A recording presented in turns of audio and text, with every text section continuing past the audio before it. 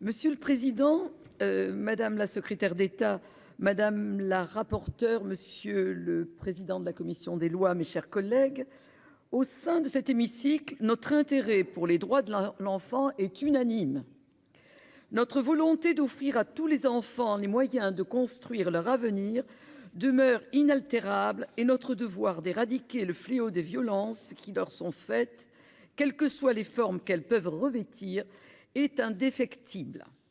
Pourtant, en France et dans le monde, les problématiques liées à l'enfance sont toujours d'une actualité brûlante et nombreux sont les défis qui restent à relever, comme l'amélioration de la situation des enfants atteints d'un handicap ou du sort des enfants migrants.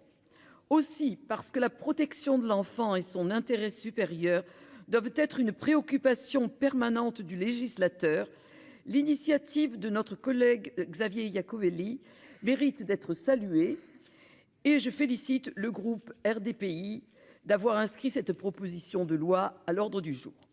Comme son titre l'indique, ce texte a pour objectif de constituer une délégation parlementaire aux droits de l'enfant.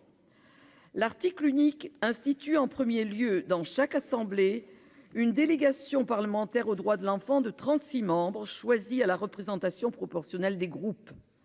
En second lieu, il charge ces délégations d'assurer le suivi de la politique des droits de l'enfant et leur permet d'être saisis de projets ou de propositions de loi sur demande du bureau, d'une commission ou d'un président de groupe ou sur sa propre initiative.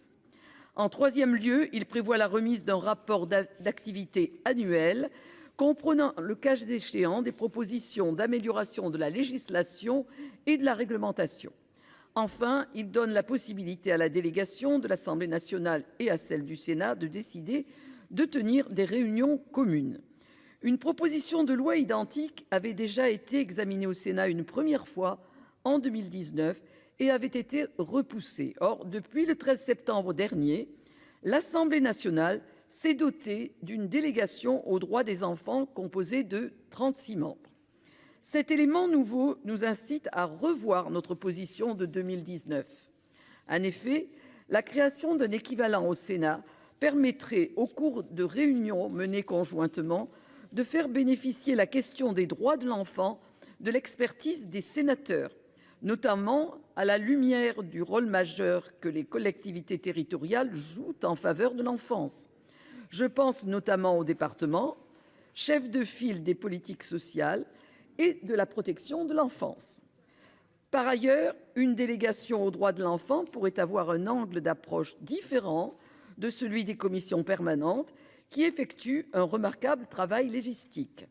Madame la secrétaire d'État, chers collègues, la création d'une délégation parlementaire aux droits de l'enfant faciliterait une démarche plus transversale pour traiter efficacement les multiples problématiques.